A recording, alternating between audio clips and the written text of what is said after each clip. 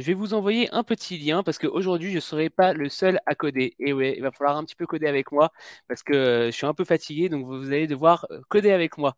Je vous envoie un petit lien, c'est le dartpad.dev. Ça vous permet de rien installer sur votre machine et pouvoir coder exactement ce que je vais faire moi. Voilà, donc pour qu'on puisse apprendre ensemble à coder sur Flutter. Donc, le temps que je me présente, voilà, j'ai préparé 2-3 slides, ça va prendre 1 minute, et que je vous présente ce que c'est que Dart et Flutter. Eh ben, je vous invite à mettre le Dartpad quelque part sur votre écran et puis bah, du coup le live sur une autre partie de votre écran. Voilà, vous vous organisez comme vous voulez, peut-être le live sur votre smartphone, peu importe. Mais voilà, comme ça, vous pourrez coder en même temps que moi. Est-ce que c'est OK pour vous? Voilà, donc je vais me présenter un tout petit peu avant, quand même, comme ça vous savez à qui vous avez affaire. Et pendant ce temps-là, dites-moi aussi dans le chat si vous savez développer ou pas, si c'est la première fois que vous développez. Comme ça, je sais à peu près à qui j'ai affaire aussi. Voilà. Donc du coup, moi je m'appelle David Silvera, j'ai une chaîne YouTube, on va bientôt atteindre les 10 000 abonnés, ça fait 2-3 mois que je fais plus trop de vidéos, mais je vais m'y remettre, c'est promis, il y a beaucoup de personnes qui me demandent de m'y remettre. C'est simplement que je suis en train de préparer des grosses vidéos pour les 10 000 abonnés et ça m'a pris du temps, et le travail aussi, les vacances, etc. etc. Je vais pas raconter ma vie. Je suis lead développeur Android chez Wimoms, qui est une très grosse boîte tech avec beaucoup de professionnels là-bas qui sont vraiment très compétents et donc c'est un vrai kiff de bosser avec eux. Donc c'est un réseau social pour les mamans. Et donc du coup, mon cœur de métier, c'est le développement natif Android, mais je m'intéresse depuis la sortie de Flutter à Flutter aussi. Voilà, pas de manière professionnelle, mais plus de manière, bah, voilà, pour kiffer, quoi, voilà, tout simplement. Ça fait plus de 10 ans que je développe sur Android. Je ne dis pas exactement combien parce que ça me vieillit, donc je dis juste plus de 10 ans. Voilà, le reste, on l'oublie. Et j'ai pu, moi, ma mission, en fait, c'est vraiment de parcourir un maximum de secteurs d'activité. Et du coup, j'ai pu parcourir, voilà, comme vous pouvez le voir, plein de secteurs. Je ne vais pas m'attarder trop dessus. Mais les derniers, c'était le gaming avec Vodou, le leader mondial du jeu sur mobile. Et actuellement, c'est le Wimoms pour développer un réseau social. Tac, tac, tac. Alors, on va rentrer un petit peu dans le vif du sujet. Qu'est-ce que Dart, tout simplement? D'abord, on va commencer par Dart. Dart, c'est le langage de programmation avec lequel on va coder aujourd'hui. D'accord? C'est influencé par pas mal de langages comme le C, le Java, le C Sharp. Ils ont pris un petit peu le meilleur de tout ça pour construire un langage de programmation. Il est développé par Google et il est sorti en 2013, donc c'est assez vieux. Voilà. Mais on va voir. En fait, avec Dart, on peut faire énormément de choses, mais ce qui va nous intéresser aujourd'hui, c'est Flutter. D'accord? Donc, Dart est assez mature, mais Flutter est tout récent. Vous allez voir. Et aujourd'hui, on va utiliser ce que j'ai marqué là, le Dartpad. Le Dartpad qui permet de coder sans installer du coup un outil, voilà, comme Android Studio ou Visual Studio Code. On peut pas faire beaucoup de choses. On peut pas coder une application, on peut pas builder notre application, mais ça permet de s'entraîner. Donc, pour aujourd'hui, c'est très très bien. Maintenant, qu'est-ce que c'est que Flutter? Eh ben, Flutter, c'est un kit de développement. Attention, c'est pas un langage de programmation, c'est un kit de développement. En fait, en gros, c'est des outils qu'on va mettre par-dessus Dart, voilà, pour coder une application. Alors oui, une application, mais depuis quelques années, quelques temps, on va dire, eh ben, on peut aussi développer sur Android, sur iOS. Ça, c'était déjà le cas. Mais on peut aussi développer sur web, sur Windows, sur Mac, sur Linux et aussi sur Fuchsia. En fait, avec une base de code, on peut développer sur plusieurs plateformes. Donc ça, c'est la promesse de Flutter et c'est ça qui est super cool par rapport aux autres. Donc la sortie officielle de Flutter, c'était le 4 décembre 2018, mais en fait la 2.0 est sortie le 3 mars 2021, donc il y a 1 an et demi à peu près, et c'est là, à partir de là, où on a vraiment quelque chose de vraiment très stable, où on peut faire des applications professionnelles avec Flutter. Donc vous pouvez directement vous coder votre application avec Flutter aujourd'hui, vous savez que ça va être ultra fiable. Moi j'aime bien dire que, vous voyez, Flutter, réellement, ça fait 1 an et demi que c'est réellement sorti, on va dire. Donc du coup, il n'y a pas vraiment d'experts en Flutter aujourd'hui. Donc si vous vous y mettez dès maintenant, les experts, en fait, ça sera vous, en fait, tout simplement. Donc aujourd'hui, quand on demande un développeur Flutter qui a 5 ans d'expérience, ça n'existe pas en réalité. Donc vous pouvez en profiter pour plonger dans cette techno parce qu'elle est quand même assez fiable aujourd'hui. Et du coup, si vous y plongez tout de suite, eh ben, vous serez les experts de demain.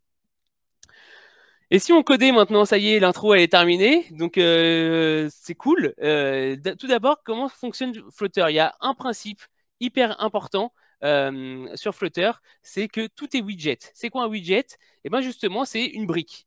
Donc une application, c'est un widget, mais une page, c'est un widget, mais un bouton, c'est un widget aussi. Donc en fait, nous, notre rôle en tant que développeur, c'est de prendre plein de widgets, de les superposer un petit peu comme des Lego pour à la fin construire une application. Donc, c'est hyper important de se mettre ça en tête. C'est juste tout simplement plein de choses qu'on va empiler pour construire une application et vous allez tout de suite le comprendre en codant avec moi. Donc, j'espère que vous êtes nombreux à coder avec moi. Dites-moi dans le chat ceux qui veulent coder ensemble. Comme ça, je sais si je dois aller vite ou pas. Donc, n'hésitez surtout pas dans le chat à mettre je code. Voilà, tout simplement. Comme ça, je peux le voir directement. C'est plus rapide. Donc, normalement, vous avez démarré Dartpad, c'est ça. Donc, moi, je l'ai un petit peu simplifié. J'ai modifié un peu le Dartpad pour que ça soit plus lisible pour vous. J'ai aussi un peu zoomé. Mais vous avez à peu près les mêmes outils. Vous allez arriver sur ça. Et aujourd'hui, on va coder l'application que vous voyez juste là. Donc, quand on va cliquer sur un speaker, eh ben, ça va démarrer une autre page. Et sur cette page, c'est assez simple. Hein, vraiment, c'est vraiment pour coder. Je code. Super. Il y a du monde qui code. C'est top. Donc, ça va permettre d'apprendre vraiment les bases pour coder. Hein, d'accord. Donc, il est possible qu'on n'arrive pas à tout faire parce qu'une heure, c'est vraiment ambitieux. D'ailleurs, on a même un petit peu moins d'une heure maintenant. C'est vraiment très ambitieux pour faire ce genre de choses et tout vous expliquer en même temps. Mais ce qui est chouette, c'est que ça ressemble énormément à la formation que Graven fait en ce moment sur sa chaîne. Donc, si jamais on n'arrive pas à tout terminer, bah, tout simplement, vous irez sur la chaîne de Graven et vous continuerez. C'est aussi une des formations que j'ai sur ma chaîne YouTube parce que oui, je sais plus si j'ai dit, mais j'ai aussi une chaîne YouTube. Oui, je l'ai dit, c'est bon, tout va bien. J'ai déjà dit. Et donc, du coup, j'ai aussi ce genre de formation et je vais beaucoup plus loin sur mes formations, mais peu importe. Dites-vous que si jamais on n'a pas le temps de terminer, vous pourrez quand même continuer à développer. Vous ne serez pas perdu en regardant les autres formations qu'il y a sur la chaîne de Graven ou la mienne. Ok, donc on va y aller pas à pas. Ce qu'on va faire, c'est que vous avez exactement la même chose que moi, comme je vous l'ai dit. On va tout prendre sur la fenêtre de gauche et on va tout supprimer. Voilà, on part de zéro, comme je vous l'ai dit, hein, d'accord. On va tout. Bah, j'ai plus le code, du coup, je sais plus ce qu'il faut faire. Non, c'est pas vrai. J'ai un truc à côté, ne vous inquiétez pas. Donc, je sais à peu près ce qu'il faut faire. Donc, du coup, comment ça marche le Dartpad? À gauche, on code. À droite, eh ben, on a le rendu. Voilà, tout simplement. D'accord. Il y a plein d'autres petites choses. Là, par exemple, la documentation, on s'en sert pas. C'est moi la doc. Voilà. Donc, ça suffira. Donc, si vous n'avez pas ça, vous cliquez sur New Pad en haut. Vous cliquez sur Flutter et ça va vous générer un nouveau projet. Donc pareil, vous prenez tout ce qu'il y a à gauche, vous supprimez, et là, vous êtes bon pour coder avec moi. Donc je pense qu'on va pouvoir commencer à coder. Je suis plus Python que Dark. Ok. Enfin, dommage. Non, mais Python, on peut faire aussi des applications hobby. J'avais fait une vidéo dessus. On peut aussi faire des applications hobby. C'est un petit peu plus compliqué par contre. Allez, commençons à coder pour ne pas perdre trop de temps. On va d'abord commencer par mettre la toute première ligne en haut. Ne faites pas attention à ce qui est à droite. D'accord? C'est pour le moment, c'est pas nécessaire. Donc, la toute première ligne qui est en haut, on va importer en fait Flutter.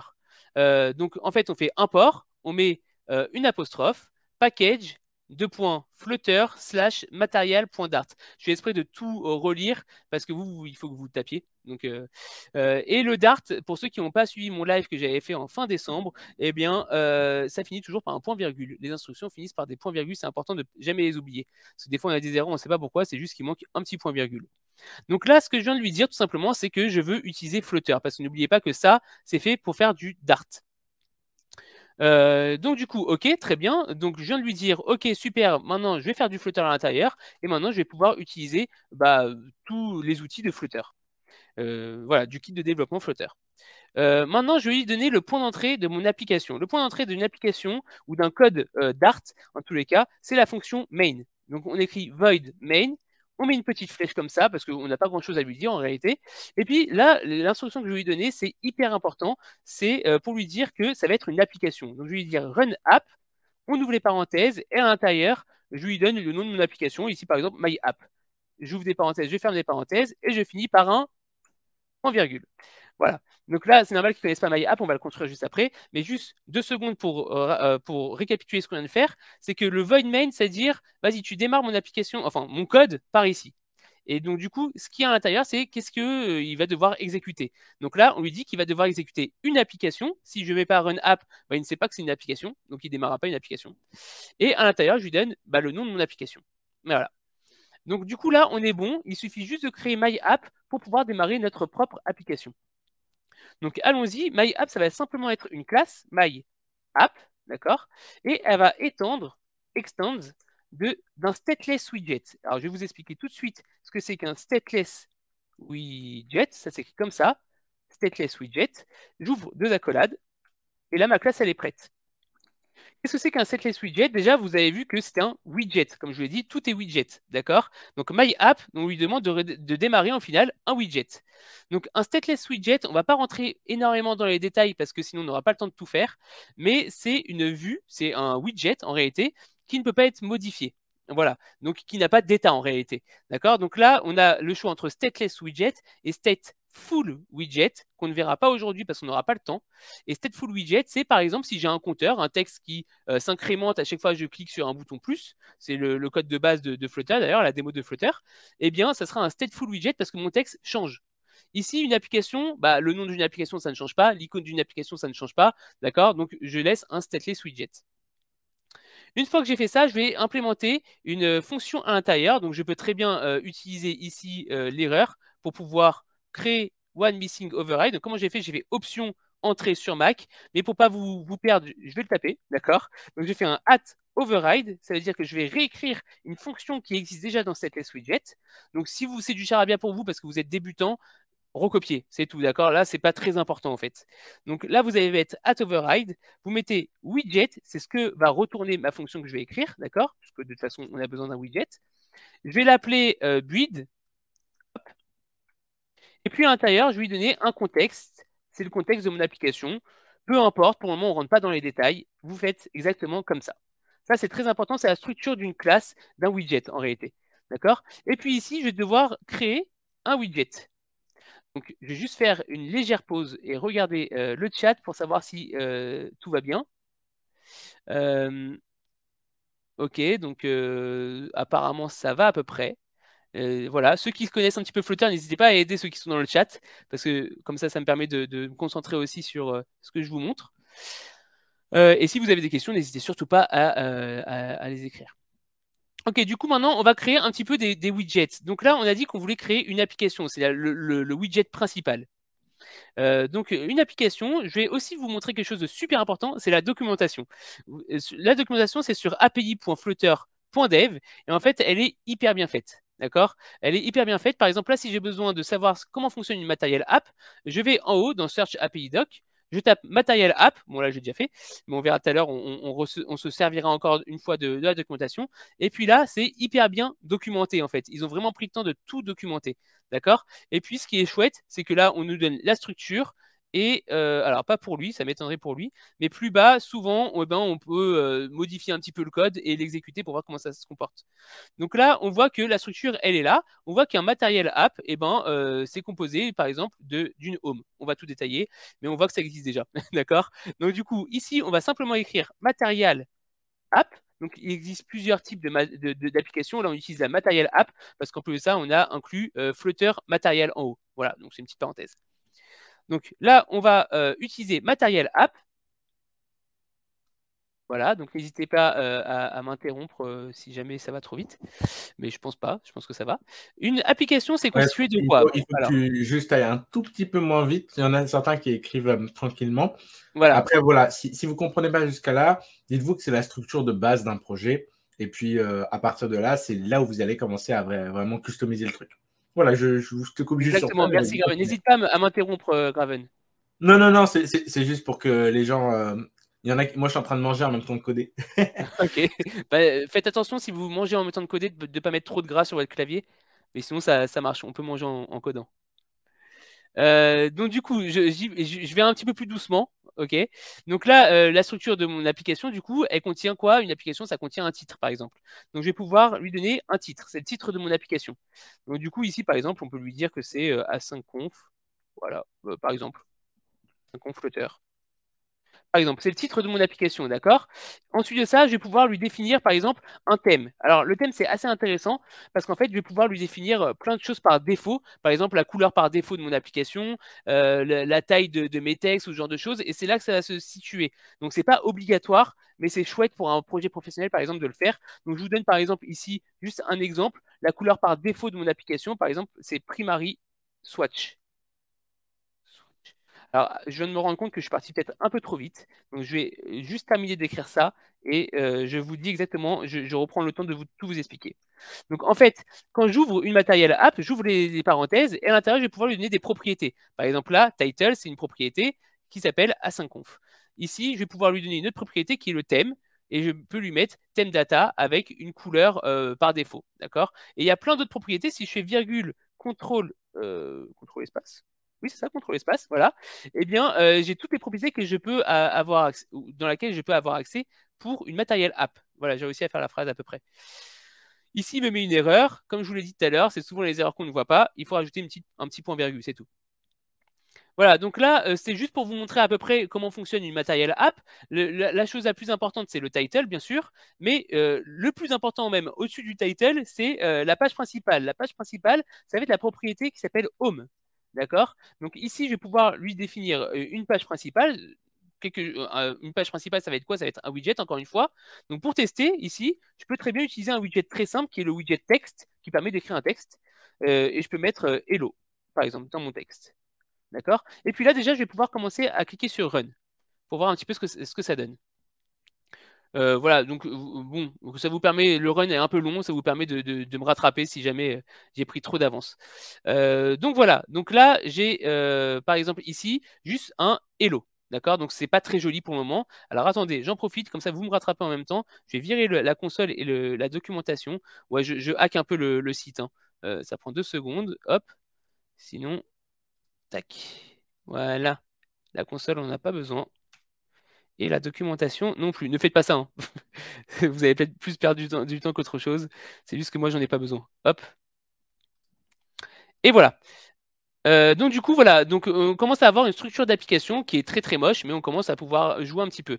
Là, on a un modo debug, comme vous pouvez le voir. On peut le virer très facilement. Il suffit juste de rajouter dans notre matériel app une autre propriété qui s'appelle debug show checked mode banner. Voilà. Et vous mettez false et ça permet, si je fais run, d'enlever la bannière debug. Voilà. Vous n'êtes pas obligé de le faire, hein. C'est juste comme ça, vous avez le temps de me rattraper si je vais trop vite. Ok, bah voilà, du coup c'est très bien. Vous allez me dire c'est chouette, David, génial. J'ai créé une application où il y a marqué Hello. C'est dégueulasse, mais ça marche. Ok, donc c'est déjà cool. Venez de créer votre première application Flutter. Bravo, vous pouvez vous applaudir. Mais vous vous doutez bien que c'est pas assez. On va aller beaucoup plus loin. Donc vous avez vu un petit peu ce qu'on avait créé. C'est une liste de speakers si vous voulez. Et quand on clique dessus, on va voir le détail de la conférence. Donc nous, on va commencer par coder le détail de la conférence parce que c'est là où on va pouvoir apprendre le plus de choses. Parce que la liste, au final, c'est un step un peu supérieur. Voilà. Donc on verra ça plus tard si on a le temps. Et donc du coup, on va créer une page qui va s'appeler Speaker Screen. Alors regardez ici, il suffit juste de remplacer mon texte par Speaker Screen. Voilà, ouvrez les parenthèses, fermez la parenthèse, ça suffira. Et en dessous, on va créer cette classe. Pour créer cette classe, on va faire exactement la même chose que MyApp. Limite, vous pouvez faire copier-coller et supprimer votre matériel app. Ça sera exactement la même chose pour la structure. Donc regardez, donc on va aller juste en dessous. On va faire classe, speaker, in. OK. On va l'étendre, pareil, d'un stateless widget. Hop. Stateless widget. Alors là, je viens de faire une autocomplétion sur Windows, c'est contrôle espace. Je pense que sur Mac, non, sur Mac, c'est contrôle espace. Je pense que sur Windows, c'est pareil. Et ça vous permet de coder plus vite. D'accord? Vous ouvrez les accolades. Là, je ne détaille pas trop ce que j'écris parce que c'est exactement la même chose qu'au-dessus. Je vais faire quelques petits espaces pour que vous puissiez bien voir. Et puis, je vais carrément copier-coller la structure, parce qu'on ne va pas se prendre la tête. On est des développeurs, donc on est fainéants. Et on ferme l'accolade. Voilà, vous voyez, c'est vraiment la structure d'un stateless widget ou d'un widget tout court. Et ici, on va pouvoir mettre return, et puis on va remettre notre petit texte. Regardez, texte, par exemple, youpi, on s'en fout. OK? Et vous faites run. Et si vous faites ça, ça n'a strictement rien changé, mais vous avez créé un nouveau stateless widget et votre code est beaucoup plus propre, tout simplement. Attention, certaines personnes ont error compiling to JavaScript. Vérifiez bien que vous avez mis un point-virgule à la fin de chaque instruction et chaque mot a des majuscules et des minuscules. Si vous oubliez par exemple une majuscule, bah, il ne va pas reconnaître par exemple le thème data si vous l'avez écrit avec un T minuscule. Donc faites très attention aux mots que vous écrivez. Si matériel app il a un M et un A majuscule, c'est qu'il y a une raison. D'accord? Donc Ouais. je pense que certaines personnes peuvent avoir cette erreur.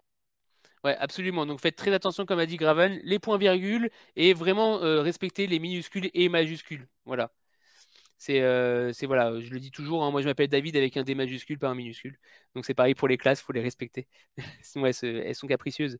Donc du coup, voilà, ça n'a rien changé, mais on a une belle structure maintenant et on peut avancer. Donc, je vous remets le code d'avant, comme ça, vous pouvez bien comparer avec ce que vous avez vous. Voilà, comme ça, on n'avance pas trop vite et vous pouvez me suivre. Du coup, maintenant, on va voir comment est-ce qu'on crée une page d'une application. Une page d'une application, en fait, ça va s'appeler un scaffold. Alors, on va aller sur la documentation, comme ça vous apprenez aussi à l'utiliser, c'est hyper important. Vous allez taper scaffold, d'ailleurs, il vous le propose. Et voilà, un scaffold, on a la documentation qui est là. Qu'est-ce que c'est qu'un scaffold? Ça va nous permettre d'avoir une structure d'application, de page, pardon, de page. Donc, on va avoir une app bar, par exemple, un contenu, et puis potentiellement un bouton, un menu déroulant, enfin plein de choses, d'accord? Et ça nous permet de vraiment coder une page hyper facilement en quelques lignes de code.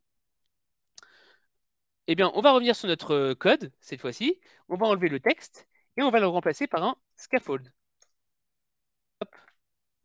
On ouvre les parenthèses, toujours, et à l'intérieur, on va pouvoir utiliser les propriétés d'un scaffold. Donc, je redescends, et on va se concentrer maintenant là-dessus. Donc ici, mon scaffold, comme j'ai dit, on va avoir une app bar. Donc on va pouvoir utiliser la propriété app bar. Donc cette fois-ci, c'est un A minuscule parce que c'est une propriété, c'est pas le nom d'une classe. Donc A minuscule, app bar avec un B majuscule cette fois-ci. Donc vous avez bien fait, t'as bien fait Graven de me dire, comme ça je le précise un petit peu plus. Et cette fois-ci, on met 2 points, on met app bar avec un A majuscule. App bar et un B majuscule parce que c'est le nom de la classe. On ouvre les accolades et on va pouvoir utiliser les propriétés d'une app bar. Donc une app bar, vous savez, c'est ce que je vous ai dit, hein, c'est la barre qui est au-dessus de votre application. Donc là, par exemple, on peut très bien lui donner comme propriété, regardez, ici, si je fais CTRL espace, on a plein de propriétés qu'on peut lui définir. On va pouvoir lui donner le titre, par exemple. Donc le titre, ça va être ici un texte, mais vous pouvez mettre une image, vous pouvez mettre ce que vous voulez, hein, c'est un widget. Donc comme je vous ai dit, c'est toujours des widgets dans des widgets. Et ici, imaginons que je mets le titre David Silvera parce que je m'aime bien, alors je mets David Silvera. Si je mets run, on va voir tout de suite ce que ça donne. Regardez. Hop, hop, hop. Allez, tu peux y arriver. Voilà. Donc j'ai bien une page cette fois-ci qui est déjà beaucoup plus sexy qu'avant, avec mon prénom qui est en haut, David Silvera, et puis une barre qui est bleue. On va revenir un tout petit peu, regardez, jouer un petit peu le temps que vous recopiez tout ça et que vous gérez vos petites erreurs. Ici, si je mets mon primary swatch en haut dans mon thème data, si je le mets à red, d'après vous, qu'est-ce qui va se passer? Après vous, qu'est-ce qui va se passer? Vous n'avez pas longtemps pour répondre. Juste le temps de faire run. Eh bien, euh, eh bien, allez, voilà. Eh bien, tout simplement, alors là, il a bugué, mais si je refais run, ça va remarcher, je pense. Eh bien, tout simplement, mon app-bar, elle va être rouge. Voilà, il a juste bugué. Mon app-bar, elle va être rouge. Voilà, elle va plus être bleue. Parce que la couleur primaire de mon application, eh ben, je lui ai dit que c'était rouge. Et si je veux, par exemple, faire une page spécifique dans mon projet, donc je parle un petit peu de choses un petit peu en détail, mais je peux très bien, dans mon app-bar, lui définir, regardez, un background color. Et si là, par exemple, je lui donne color black, vous n'êtes pas obligé de l'écrire ça, hein, c'est juste pour vous montrer, eh bien, je vais cette fois-ci pas avoir du rouge, mais du black. Parce que je vais surcharger en fait la couleur par défaut. Voilà, ça marche.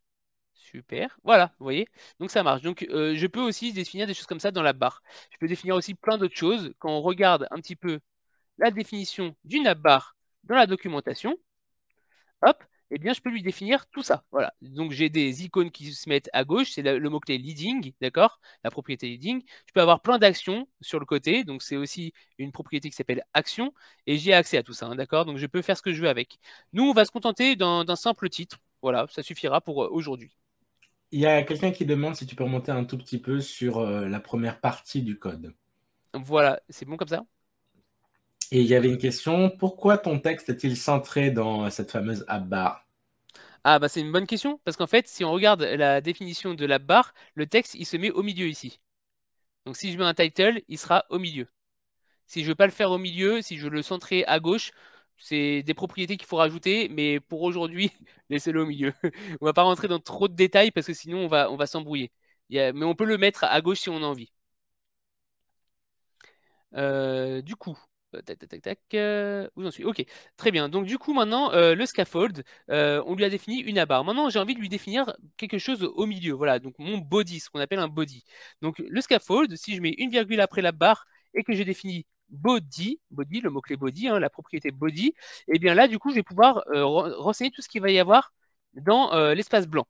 Par exemple, ici, je vais remettre un texte, parce que le texte, c'est le widget le plus simple, hein, et je vais mettre hello. Si je fais un run, vous allez voir que je vais avoir un texte qui va apparaître ici, qui va me dire hello. Voilà, donc ça arrive, et c'est là. Voilà, hello, vous voyez? Donc très bien. Donc maintenant, on sait que si je veux rajouter quelque chose ici, il va falloir que je rajoute des widgets à cet endroit-là. Donc c'est cool, c'est ce qu'on va faire. Donc du coup, on va commencer par doucement apprendre des nouveaux widgets. Là, on va apprendre ce que c'est qu'un container. Container, si je regarde dans la documentation, moi j'aime bien aller voir la documentation, ça vous force à aller la voir vous aussi. Le container, en plus on a des petites vidéos des fois, c'est pas magnifique tout ça. Le container, en fait, tout simplement, c'est une petite box. Voilà, on le voit ici. C'est une petite box, c'est une petite boîte dans laquelle je vais coder, d'accord? Donc je peux lui définir par exemple un background, je peux lui définir une taille fixe, je peux lui définir tout plein de choses. Donc, du coup, ici, dans mon body, je vais lui dire que mon body, c'est un widget container. Et maintenant, je vais définir dans cette brique ce qu'il va y avoir à l'intérieur. Tac. Donc, à l'intérieur, ce que je vais faire, je vais lui mettre un padding. Alors, pour mettre un padding, j'utilise la propriété padding. Je fais 2 points. Et à l'intérieur, bon, le const n'est pas forcément obligatoire, mais c'est mieux. Hein, c'est mieux pour le compilateur, pour l'exécuteur. Enfin bref, peu importe. C'est important de mettre un const. Un const, ça permet de dire ce qui est à l'intérieur ne changera pas. J'utilise edge inset. Attention, les majuscules, comme tout à l'heure. Hein, edge inset avec un s. .all 8. Qu'est-ce que c'est qu'un padding? Un padding, ça va permettre de mettre une petite marge autour de ce qu'il va y avoir à l'intérieur. Par exemple, ici, si à l'intérieur, je mets child, child, c'est ce qu'il va y avoir à l'intérieur, child, l'enfant, d'accord? Si je remets un texte avec à l'intérieur marqué cool, vous allez voir, ah bah non, on va remettre hello, comme ça vous pouvez vraiment voir la différence. Regardez, à droite, maintenant, si je fais run, vous allez voir qu'il va y avoir de l'espace tout autour. Parce que j'ai mis un padding de, ici, 8. Vous mettez ce que vous voulez, hein, bien sûr, mais là, j'ai mis 8. Voilà, vous voyez, c'est un petit peu plus espacé. Voilà, donc c'est à ça que sert le padding. Donc maintenant, le container, en réalité, là, je vous avoue, je l'ai mis que pour le padding, ok? Mais il y a plein de manières de faire. Là, c'est vraiment, j'ai envie de vous montrer un maximum de widgets dans ce live. Donc c'est pour ça que j'ai utilisé un container.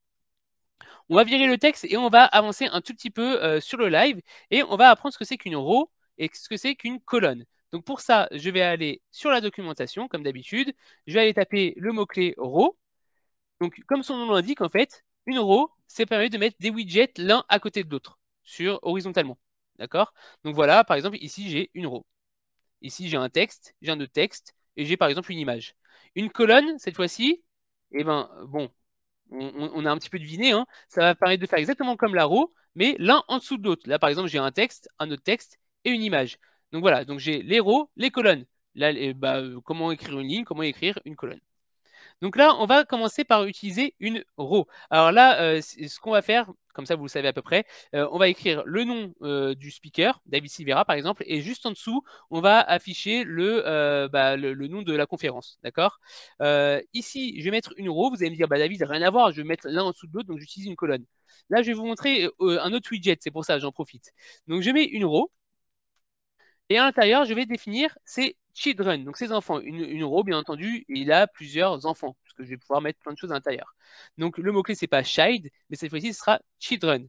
Je mets 2 points, et puis j'ouvre des crochets cette fois-ci pour définir un tableau. Voilà. Alors, un petit truc, si jamais vous avez un formatage un peu bizarre de votre côté, ce qui est chouette avec le Dartpad, vous pouvez cliquer sur le bouton Format, et là, tout va être joli. D'accord? Et pour que ça soit encore plus joli, n'hésitez pas à rajouter des petites virgules. Comme ça, quand vous lui dites virgule, il sait qu'il faut aller à la ligne. Voilà. Donc là, si j'ai mis une virgule, ça ira, ça partira à la ligne. Ici. Je me permets d'intervenir pour les Ouais. personnes qui sont sur Twitch et qui ont du mal avec ça. N'hésitez pas à passer sur YouTube. Comme ça, vous pouvez revenir en arrière pour revoir le code précédent. Et également, vous pouvez changer la vitesse. S'il y en a qui veulent plus vite ou moins vite, parce que certains ont un rythme d'écriture un peu plus lent, vous pouvez réduire directement sur le live la vitesse en 0,5 par exemple. C'est une très bonne astuce. Alors moi, je ne peux pas me permettre d'aller beaucoup moins vite parce que du coup, on ne verra pas grand-chose sinon en 1 heure. Mais oui, effectivement, oui, c'est une très bonne astuce. Du coup, j'utilise une row aujourd'hui juste pour vous montrer un truc, un autre widget qui est le widget Expanded. Oups, c'est juste là, Expanded. Le widget Expanded, tout simplement, va me dire que ça prend toute la largeur de mon écran. Voilà. Ce que je vais mettre à l'intérieur prend la largeur de mon écran. Sinon, il aurait fallu magouiller avec d'autres manières, mais ça, c'est la manière la plus simple. Un widget Expanded, il prend un child à l'intérieur. J'ai pas fait de faute. Pourquoi voilà, j'ai pas fait de faute, c'est bien ça. Il prend un child à l'intérieur, et puis là, je peux remettre mon texte, et vous allez voir, par exemple, youpi, hop, et vous allez voir que ça n'a pour le moment rien changé. Hein. Pour le moment, on n'avance pas beaucoup. C'est juste que je prépare la structure pour la suite. Pourquoi je veux que ça prenne toute la largeur de mon écran? Parce que si le nom de la conférence est hyper longue, et ben du coup, ça me permettra d'aller jusqu'au bout de mon écran. Donc voilà. Maintenant, à l'intérieur, je vais mettre deux textes, l'un en dessous de l'autre. Donc si je veux mettre deux textes l'un en dessous de l'autre, comme je vous l'ai dit tout à l'heure, il faut utiliser le widget colonne. Donc column. C-O-L-U-M-N. Voilà, en français, column. Donc un widget colonne. Et le widget colonne, il fonctionne exactement pareil que la row, c'est-à-dire qu'à l'intérieur, je vais devoir mettre un children. J'écris children, je mets deux points, j'ouvre des crochets, et à l'intérieur, je peux mettre tout ce que je veux. D'accord? Donc là, par exemple, j'ai dit, alors je descends un tout petit peu, hop. Là, par exemple, tout à l'heure, j'ai dit qu'on voulait mettre deux textes, l'un en dessous de l'autre. Donc, j'ai qu'à mettre deux textes. Un premier texte où je vais marquer David Silvera. D'accord? Et exactement la même chose, je mets une virgule, je vais à la ligne, je mets un deuxième texte où il y aura marqué, par exemple, Workshop Flutter. Workshop Flutter. Voilà. Si je fais Run, hop, on va voir que je vais avoir deux textes, l'un en dessous de l'autre. Donc, on va attendre un tout petit peu, ça va arriver. Et voilà, j'ai bien deux textes, l'un en dessous de l'autre. On verra après comment les mettre à gauche, etc. Ne vous inquiétez pas, hein, ça va arriver. Là, on va s'amuser un petit peu avec les textes, parce que c'est aussi important, et je pense que déjà là, on a appris beaucoup de choses, et il y a beaucoup de choses dans votre tête, donc on va prendre un petit peu le temps de styliser un peu notre texte, et de les mettre, voilà, de leur donner une bonne forme. Donc ici, par exemple, David Silvera, eh ben, j'ai qu'à le mettre en gras, par exemple, d'accord?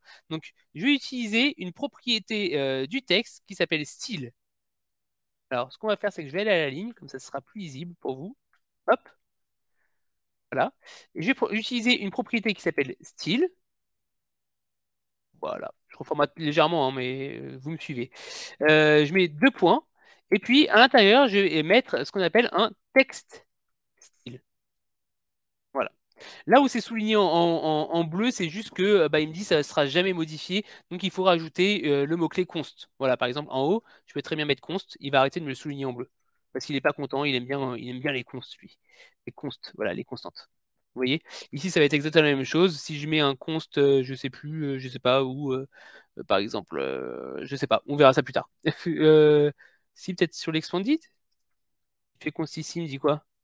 Il n'est pas content. Il n'est pas content, ne le faites pas. Sur mon container, const, il n'est pas content non plus, ne le faites pas, d'accord? Peut-être sur mon texte, ou je sais pas, on verra après. C'est peut-être lui. Ça sera mieux, mais je pense qu'on peut le mettre plus haut en fait. Je pense qu'on peut le mettre plus haut pour que ça soit plus simple. Par exemple, la colonne, const. Voilà, ouais, je regarde un petit peu hein, le temps que vous me rattrapez. Bon, on verra ça plus tard. Je sais plus où, mais il y a un const quelque part. Là, voilà, bah, avec le live, j'arrive pas trop à le voir. Mais revenons sur notre style de texte, d'accord? Donc, on met style, deux points, texte style. Et n'oubliez pas les majuscules, texte avec un T majuscule et style avec un S majuscule tout collé. Vous ouvrez les parenthèses. Et à l'intérieur, vous allez pouvoir définir un style, d'accord? Dans le style, si je fais CTRL espace, on peut lui définir plein de choses, regardez. Plein de choses. Un background color, une couleur de texte, enfin, énormément de choses. Là, on va par exemple utiliser le font weight, d'accord? Pour lui donner une épaisseur, pour le mettre en gras. Et le font weight, en fait, vous tapez font weight, deux points. Attention, c'est font avec un F minuscule parce que c'est la propriété. Là, cette fois-ci, je vais utiliser la classe font weight. Donc, je mets un F majuscule, font weight, et c'est exactement la même chose. Hein. Point. Et puis là, il va me proposer plein de choses. Il va me proposer le bold, il va me proposer le bold, le normal, donc c'est déjà en normal, donc ça sert à rien, sinon on ne le met pas. Et il va me proposer plein de choses ici, W100 jusqu'à 900. Qu'est-ce que c'est W100 jusqu'à 900? C'est justement l'épaisseur du texte. En fait, ça va de 100 jusqu'à 1000 en réalité, mais le 1000, c'est le bold. Voilà, donc si vous voulez mettre une épaisseur un petit peu moins importante, bah, vous utilisez le 100, le 300, comme vous voulez, quoi. Ici, mettons jusqu'à 1000, donc le bold. Si je fais run, on va voir ici que mon David Silvera sera un petit peu plus en gras. Donc c'est un peu long le run, mais ça vous permet de me rattraper si je vais trop vite. Voilà, mon David Silvera est bien en gras. Si maintenant je veux lui le mettre beaucoup plus gros, donc je vais changer sa taille, je vais utiliser la propriété font size. Par exemple, ici, je peux lui mettre 20. Allez, soyons fous. Donc je fais run, et puis là, attention, voilà. Il est beaucoup plus gros, mon David. D'accord? Alors, Pour ce qui est du compte, c'est avant les crochets parce que ça englobe les en train deux de le textes. voir, justement, bien joué. J'étais en train de le voir, j'avais ma souris dessus, je me dis, je pense que c'est là, en fait. Exactement, merci, Graven. Ça me stresse beaucoup moins. Du coup, le const, c'était bien ici, voilà. Ça englobe effectivement le tableau, qui est constant et qui ne change pas. Si par contre, je veux faire quelque chose de dynamique, il va falloir que j'enlève le const. Pas oublier ça. Donc voilà, donc David Silvera est bien, en gros. Maintenant, on va essayer d'utiliser un petit peu exactement de la même manière le workshop Flutter juste en dessous, hein, le texte est juste en dessous, pour voir d'autres propriétés. Par exemple, changeons la couleur, par exemple.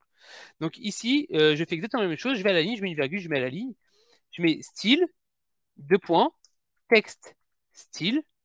Ici, j'ouvre les parenthèses, c'est exactement pareil qu'en haut, hein. Et puis ici, je vais lui définir une couleur, donc pour ça, j'utilise color. Je peux utiliser les couleurs prédéfinies par Flutter. Par exemple, ici, je peux très bien utiliser une couleur gris. Gray. Tu me proposes du gray? Ouais, il me propose du gray. Voilà. Si je fais run, maintenant, mon workshop Flutter, ici, sera en gris. Ça prend un peu de temps.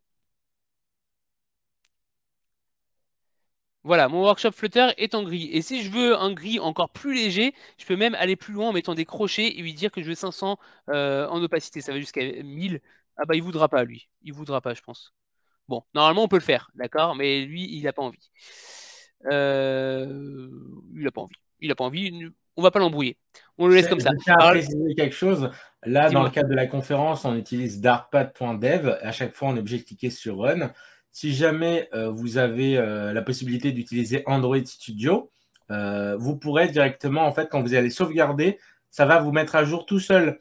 Vous n'aurez pas besoin de recliquer à chaque fois sur Run. Donc, quand on débute, c'est bien parce qu'on voit notre aperçu directement à chaque fois qu'on fait une modification. Absolument, c'est assez intéressant. Et d'ailleurs, sur Visual Studio Code, pour ceux qui sont plus Visual Studio Code, c'est pareil. Bon, là, mon code est un peu mal formaté, mais j'ai peur de cliquer sur Format et vous embrouiller. Alors, je vais le reformater à la main. Comme ça, je vous embrouille pas. Voilà, comme ça. À peu près comme ça. D'accord? Comme ça, c'est un peu plus joli. Donc, du coup, voilà. Je vous ai montré un petit peu ce qu'on pouvait faire avec un style. Plus comme ça, voilà, c'est plus joli. Ce qu'on pouvait faire avec des styles, avec comment styliser un petit peu notre texte. Donc ça, c'est assez intéressant. Maintenant, vous allez me dire, David, c'est cool, mais tout à l'heure, tu nous as dit qu'on pouvait mettre tout le texte complètement à gauche. Et ben, ça va être une propriété de la colonne. Regardez, j'ai ma colonne qui est juste là, et je peux très bien utiliser une propriété qui s'appelle cross-axis alignment. Donc ça s'écrit comme ça, cross, voilà, axis alignment. Voilà.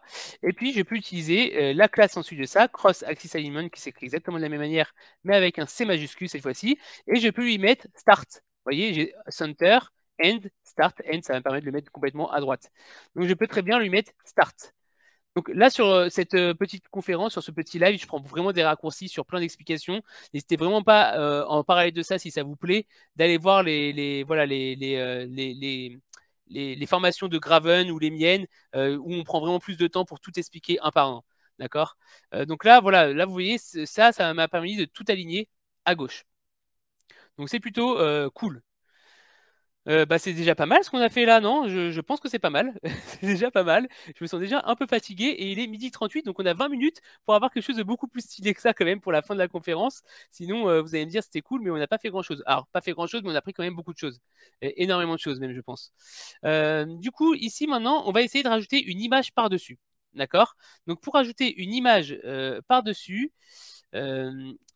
alors, je vais vous apprendre un widget qui est plutôt intéressant. Donc là, vous voyez, on va se placer au niveau de la row ici, d'accord? Donc pour que ça soit plus simple au niveau du dartpad, vous avez des petites flèches juste là, d'accord? N'hésitez pas à cliquer dessus pour fermer. Voilà. Si vous fermez, vous voyez, j'ai plus que ça. Donc c'est beaucoup plus easy pour moi pour ajouter quelque chose par-dessus. Je vais l'ouvrir parce que je pense qu'il y a des gens qui n'ont pas terminé de copier. Donc je vais le remettre comme ça, juste en parallèle, je vous parle un petit peu. Donc du coup, là, on va mettre une image par-dessus. Donc si je veux mettre une image par-dessus, vous allez me dire, David, c'est facile, on met une colonne. Oui, c'est vrai, on peut mettre une colonne. Comme ça, on peut mettre ce composant row ici, et par-dessus, je mets une colonne pour pouvoir mettre une image, par exemple. On peut très bien le faire. Là, je vais vous apprendre à faire quelque chose de un peu plus stylé. On va utiliser une list view. Une list view, ça permet, si jamais voilà, j'ai plein de choses à mettre dans une colonne, eh ben, de scroller. Voilà, tout simplement. Parce que sinon, ma colonne, au bout d'un moment, elle va sortir de l'écran et on va pas pouvoir voir ce qu'il y a en dessous. Donc la liste view, ça permet non seulement de créer des listes, donc ça, on aurait pu le voir à la fin de la conférence, mais on n'aura pas le temps de le voir. C'est pas très grave. Mais ça permet aussi, tout simplement, de gérer le fait, voilà, de dépasser l'écran. Voilà, vous voyez, hop, je peux mettre plein de choses l'un en dessous de l'autre et je peux comme ça dépasser l'écran. Il n'y a aucun problème, ça sera scrollable. Donc, pour faire ça, désolé, je vais fermer un petit peu là, comme ça sera beaucoup plus visible. Juste avant la row, je vais mettre une liste view, comme ça. Je vais ouvrir les parenthèses, d'accord? Donc, je ouvre ici. Regardez, alors, je vais mettre la row en dessous, comme ça, vous pouvez faire exactement la même chose que moi, ce sera plus simple. J'ouvre la parenthèse, je ferme la parenthèse, je fais un espace. À l'intérieur, je mets children, parce que ça marche exactement pareil qu'une colonne ou qu'une row, d'accord? Je mets 2 points, j'ouvre les crochets pour démarrer une liste, ok? Et puis là, je prends ma row qui est là, regardez, je fais couper, commande X, et coller. Je la mets à l'intérieur. Voilà, c'est tout. Hein. Alors là, c'est vrai que j'ai l'impression d'avoir fait plein de choses, mais pour petit rappel, j'ai juste pris ma row et je l'ai mis à l'intérieur de mon children. D'accord? Donc j'ai ma liste view, children, j'ouvre les crochets et je mets tout le code qu'on a mis ma row, quoi. D'accord? Je fais run et ça va strictement rien changer. C'est juste que maintenant, à chaque fois que je vais rajouter un truc par-dessus, et ben, ça sera scrollable, donc ça sera beaucoup plus cool pour la suite. On vous mettra le code complet à la fin du live et dans la rediffusion en description. Comme ça, vous pouvez comparer avec ce que vous avez fait. Le but, c'est pas juste de copier-coller sans rien comprendre. Donc comme ça vous permet de revoir bien les notions qui ont été évoquées, parce que là, il y a beaucoup de notions et chaque notion prend du temps normalement à expliquer. Donc on essaie déjà d'aller à l'essentiel pour que vous ayez un aperçu de cet outil avec le langage Dart. Exactement. Très important, ouais. Je vais cliquer sur Format, ne m'en voulez pas parce que là, ça me stresse vraiment ce code. Si je clique sur Format, il va y avoir voilà, quelques petits changements, mais c'est pas très grave, c'est exactement la même chose que ce que vous avez de base. Hop, je vais juste enlever ça et vous voyez, c'est pareil. J'ai ma liste view qui est là, avec mon children qui est là et ma row. Ok. Donc du coup, maintenant, on a dit qu'on voulait jouer un petit peu avec les images, d'accord? Donc on va rajouter une image. Donc le widget s'appelle image. Donc d'ailleurs, pardon, on va aller dans la documentation, je vais taper image, comme ça vous allez pouvoir voir comment fonctionne le widget image. Et bien voilà, j'ai tout est documenté ici, d'accord? Tout est documenté ici, et normalement, un peu plus bas, ah bah non, là ils vont pas me mettre un exemple, malheureusement, parce que du coup ils vont pas mettre d'URL. C'est pas très grave, je vais vous montrer moi-même. Donc image, si je fais image.network, alors attendez, hop, c'est ça, .network. Voilà. Donc là, je ne vais pas vous montrer les assets parce que sur le Dartpad, ça ne marche pas. Les assets permettent de mettre des images embarquées dans votre projet. Donc ne pas appeler une URL, d'accord? Là, je fais juste image.network. Je finis par une virgule. Et puis ici, je mets une URL. Donc par exemple, ici, je peux mettre, aller prendre une URL au pif sur Internet d'une image, peu importe. Là, par exemple, je peux prendre voilà, une image de moi parce que je m'aime trop. C'est pas vrai, hein. C'est juste pour aller plus vite. Une image de moi-même, voilà. Prenez n'importe quelle image URL sur Internet, ouvrez Google et tapez une image et vous mettez l'URL à l'intérieur, vous faites run et puis vous allez voir, la magie va opérer, on va voir l'image. Alors bien sûr, vous allez voir, l'image va être immense, ça va pas être très joli, mais on va, voilà, l'image est immense. Et d'ailleurs, on peut très bien utiliser la list view, regardez, hop, on peut scroller grâce à ça. D'accord? Si j'avais pas mis list view ici, il m'aurait mis une erreur parce que ça sort de l'écran. Ok, donc du coup, j'ai une belle image qui est là, j'ai mon texte qui est là, mais l'image, elle est un peu trop grosse, je vous l'admets. Donc, on va utiliser quelques propriétés de l'image. Donc, on va mettre ça à la ligne. Hop, comme ça, on voit bien. On rajoute une petite virgule et l'image a des propriétés. 1, 2, 3, je vais y arriver. Est-ce que vous êtes là? Oui, vous êtes toujours là. Il y a la propriété width, d'accord, qui va permettre de définir la largeur. Par exemple, ici, je peux lui dire très bien que ce sera une largeur de 600, imaginons. Il y a aussi la propriété height, c'est la hauteur de l'image. Ici, par exemple, je peux très bien lui définir une hauteur de 240 et je peux faire run. Déjà là, on va avoir quelque chose de un peu plus correct. On n'a pas fini. On n'a pas fini, il y a encore d'autres propriétés. Donc là, voilà, j'ai quelque chose de beaucoup plus correct. Vous voyez, voilà, j'ai pu lui définir une taille. Mais je peux aussi lui définir une propriété qui est hyper importante pour les images, c'est la propriété fit. Je vais scroller un petit peu plus vers le bas. Voilà, la propriété fit va permettre de lui dire si je veux cropper l'image, la centrer, la zoomer, enfin plein de choses.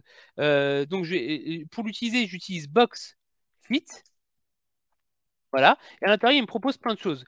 Cover, fill, etc., etc. Il y a pas mal de choses, vous voyez. Par exemple, ici, on peut s'amuser à utiliser, par exemple, le contain, qui va permettre d'adapter l'image au conteneur. D'accord? Donc, si je fais contain, est-ce qu'on va avoir une différence? Je me rappelle plus de l'image. Voilà, il y a une différence puisque l'image était très petite, donc il a étiré pour que ça prenne le contenu de 600 par 240, exactement. Voilà. Donc voilà, donc on commence déjà à avoir une page un petit peu plus habillée, donc c'est plutôt cool. Maintenant qu'on a fait l'image, on va pouvoir ajouter. Alors là, je pense que déjà, on a appris énormément de notions. On va, je pense, pour les 15 minutes qui nous restent, un petit peu améliorer ces notions-là. Voilà. Par exemple, je vais aussi vous montrer, par exemple, comment afficher une icône ou ce genre de choses. On va peut-être pas faire les listes parce que je vous ai montré comment on fait une liste view ici. On va pas faire aussi les redirections, etc. Tout ça est détaillé sur les formations de Graven ou celle de ma chaîne David Silvera. D'ailleurs, c'est écrit en gros David Silvera. Donc, vous savez comment s'appelle ma chaîne. On va essayer d'améliorer un petit peu tout ça, rajouter des petits boutons et s'entraîner un petit peu avec les lignes et les colonnes parce qu'il nous reste que 15 minutes, donc c'est pas beaucoup. D'accord? Donc j'ai pas envie de vous blinder un petit peu le crâne. On va faire ça comme ça. Rajoutons quelques boutons. Alors, la meilleure manière de faire. Tac, tac, tac, tac, tac. Donc on va rajouter ici un autre container. Donc tac, tac, tac, list view. Donc on a ici notre image, ok. On a ici notre ligne. Et maintenant, on va rajouter un container. Ok, un autre container où ici, je vais marquer, par exemple, un bouton. En dessous, il y aura un texte pour le bouton, d'accord? Une icône, un texte pour l'icône, une autre icône ici avec un texte pour l'icône aussi, d'accord? Donc, j'aurai deux icônes et deux textes, d'accord? Donc, un petit truc un petit peu plus compliqué, un petit peu plus challengeant, ok? Et on finira par ça. Donc, dans mon container, ici, tac, je perds un petit peu de temps exprès pour que vous puissiez me rattraper si jamais je vais un peu trop vite. Dans mon container ici, on va lui rajouter une petite padding. Donc ça, je vous avais déjà montré comment on fait le padding. Ici, je vais rajouter un autre padding de 8 par exemple. Donc padding de points const edge inside.all et je mets 8 à l'intérieur. Pour ceux qui n'étaient pas là au début, le padding permet de rajouter un petit espace tout autour de mon container. OK? Et à l'intérieur, je vais définir maintenant une row. Alors, pour ça, je vais faire child, d'accord? Et je vais mettre row. Pourquoi? Parce que je vais mettre. Hop. Alors, c'est intéressant de savoir comment je vais structurer mon truc. Je m'embrouille un tout petit peu, mais vous allez comprendre où je veux en venir. C'est-à-dire qu'en réalité, je vais définir une ligne, et dans cette ligne, je vais définir deux colonnes. D'accord? Une pour la première icône et son premier texte, et une autre pour la deuxième icône et son deuxième texte. D'accord? Donc, c'est important. Donc, ici, je vais définir des children. Okay, on ouvre les crochets et on va à la ligne, comme ça c'est plus lisible. Et puis là, justement, c'est pour ça que je m'embrouillais, parce que je me demandais comment est-ce que j'allais vous l'amener. On va définir exactement la même colonne et la même icône. Il y a juste 2-3 trucs qui vont changer. Donc ce qu'on va faire, c'est qu'on va upgrade un petit peu le niveau quand même, et on va créer une fonction qui va nous créer ce widget là. Donc on va mettre en pause juste ce petit truc là, on va aller juste en dessous, d'accord? Et puis, juste avant de fermer ma classe, je vais créer une petite fonction. Cette fonction-là, elle va s'appeler, elle va retourner une colonne, comme je vous l'ai dit, et elle va retourner une colonne dans laquelle il va y avoir une icône et un texte. Ok? Donc, appelons-le par exemple build. Alors, moi, j'aime bien mettre un underscore parce que ça veut dire que c'est une fonction privée et que les autres classes ne pourront pas les utiliser pour ceux qui connaissent un petit peu le développement. Donc, underscore build button colonne, par exemple, on a qu'à l'appeler. Colonne. À l'intérieur, ça va prendre par exemple une couleur, la couleur de mon bouton et de mon texte. Ok. Ça peut prendre une icône, parce que ça va changer. C'est des choses que je vais pouvoir changer. Donc une icône, donc là, icône. Icône data, c'est l'icône, on verra. Et puis une string, ça va être le texte que je vais écrire juste en dessous, label. Alors, effectivement, voilà. Pour ceux justement là qui se demandaient pourquoi il y a un gros pâté de code et que c'est illisible par rapport à d'autres langages, Voilà. le fait de créer comme ça des petits morceaux de code, build button, build button, build machin, build truc, ça va permettre vraiment de simplifier le code et de pouvoir utiliser ça partout. Vous n'aurez plus besoin de copier-coller un pâté de 40 lignes à chaque fois. C'est exactement ça. En fait, là, c'est vraiment pour le workshop, je vous montre ça comme ça. Mais en réalité, quand vous allez développer vraiment de manière professionnelle, il va falloir extraire ça soit dans des fonctions, soit dans des classes pour que ça soit vraiment beaucoup plus lisible. Parce qu'effectivement, un code, comme vous l'avez vu en haut, d'ailleurs, j'ai dû le fermer pour que ça soit plus lisible, parce que ça m'angoissait, bah, c'est pas du tout lisible, quoi. Vous pouvez pas aller très très loin comme ça. Et il y a des petits outils aussi, des raccourcis sur Android Studio, etc. D'ailleurs, Graven vous l'explique dans sa formation, je l'ai vu, pour que ce soit plus facile à manipuler. Voilà, rajouter des choses par-dessus, un widget et tout ça. Il y a des petits outils qui permettent de le faire assez facilement avec des petits raccourcis clavier.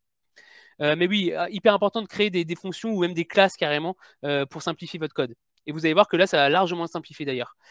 Ici, je vais devoir maintenant retourner une colonne. Donc, je fais return, colonne, colonne, d'accord? Donc là, je vous ai déjà montré comment la structure d'une colonne, c'est un children à l'intérieur, hein, je le répète, mais c'est en répétant et en s'entraînant que ça rentre.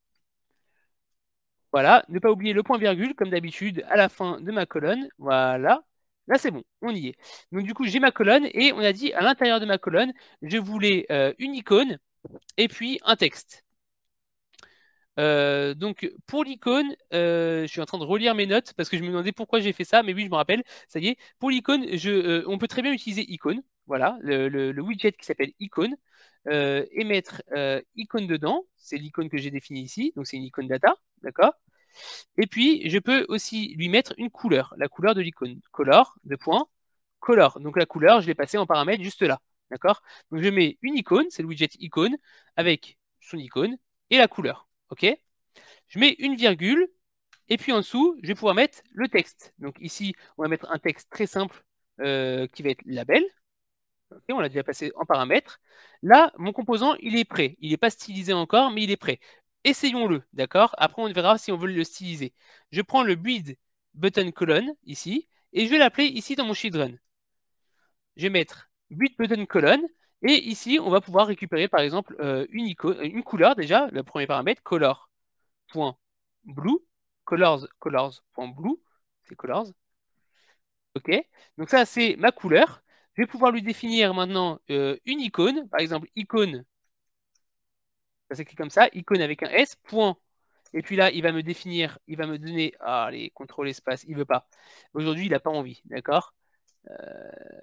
Qu'est-ce que j'ai fait? Qu'est-ce que j'ai fait? Qu'est-ce que j'ai fait? Il me dit quoi? Ah bah en plus là, j'ai enlevé les erreurs.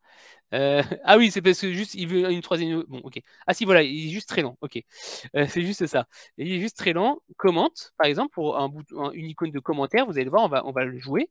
Et puis à la fin, un label, par exemple, commente. Et normalement, voilà, j'ai plus d'erreur. C'est tout va bien. J'avais pas fait, j'ai juste pas terminé d'écrire. Voilà, donc je vais définir la couleur de mon bouton, l'icône et le texte, d'accord? Donc bien sûr, le texte, il n'y aura pas la couleur bleue parce que je ne l'ai pas encore défini. Si je fais run, déjà, juste pour voir un petit peu si notre composant en bas fonctionne, on va voir ce que ça donne. Eh bien, on va avoir quelque chose comme ça. Voilà, j'ai bien mon commentaire, ma petite icône avec mon commentaire. Donc, c'est plutôt cool.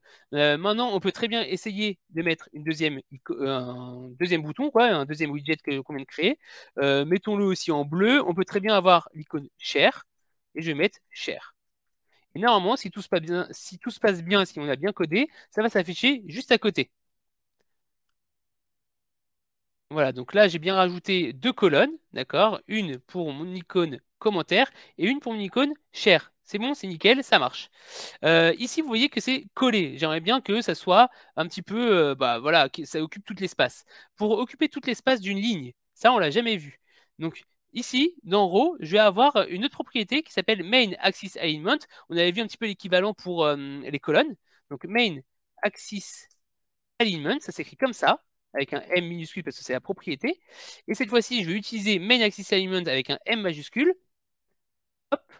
Et je vais pouvoir utiliser center, end, space around, space between, space evenly, etc., etc.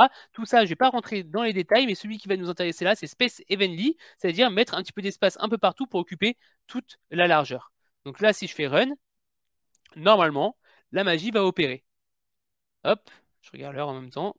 On va être dans les coups pour terminer cette page, je pense. Voilà, la magie opère, vous voyez, j'ai bien mes petits trucs qui sont là, c'est nickel. Ensuite de ça, on peut aller beaucoup plus loin ici en mettant un container au-dessus de l'icône pour rajouter de l'espace, par exemple. On peut faire plein de choses comme ça. Je ne vais pas le faire tout de suite parce que sinon on n'aura pas le temps. Mais par contre, il y a un truc qui m'énerve un petit peu, c'est la couleur du texte, donc on va le faire. Voilà, donc comme ça nous permettra de perdre un tout petit peu de temps pour ceux qui sont un petit peu en retard. Donc ici, on va lui rajouter un petit style de texte. Donc, on l'a déjà vu tout à l'heure, style, texte, style. Ça, on l'a déjà vu tout à l'heure, d'accord.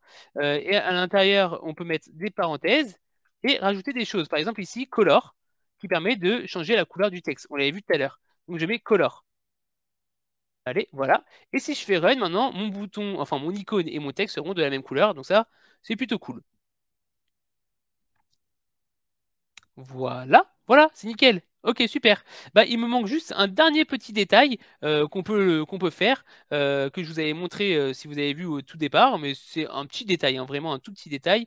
C'est rajouter, après le container qui est là, hop, je mets mon curseur juste là, vous voyez, ça me surcharge la fin. Enfin, ça me colore la fin. Je peux mettre une virgule et rajouter un petit texte, par exemple. On peut styliser, on peut mettre des paddings autour, etc., etc.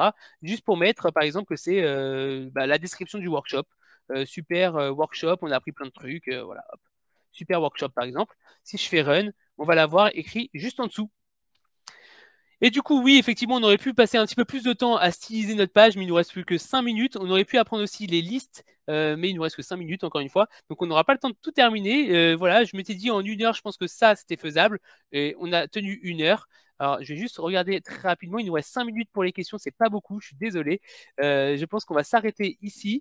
Et je vous invite vraiment à aller voir les formations de Graven ou celles de ma chaîne pour aller beaucoup plus loin si le développement Flutter vous intéresse. Mais là, on a appris vraiment beaucoup de choses déjà.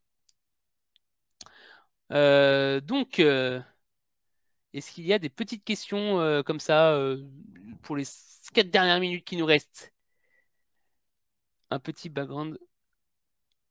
Oui, on peut mettre un background sur l'expand.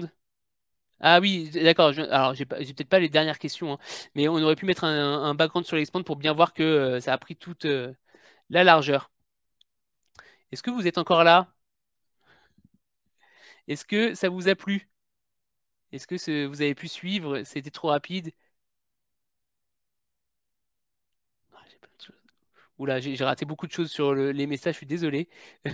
Super workshop, merci beaucoup. Quelle différence entre Flutter et React Native? C'est pas du tout la même techno. Il y a du JavaScript, du Dart, ça n'a rien à voir. Et le code n'est pas du tout pareil. C'est pas la même techno et le React Native ne permet pas de faire autant de choses que du Flutter, mais c'est une très bonne techno aussi.